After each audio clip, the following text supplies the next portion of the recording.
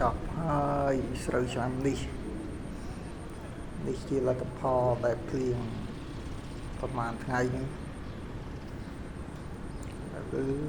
ត្រូវបានទឹកលិចទៀតហើយអញ្ចឹងតម្លៃក៏កំពុងតែធ្លាក់ថ្លៃហើយស្រូវក៏ទឹកលិចទៀតសង្ឃឹមអីទេពីនេះ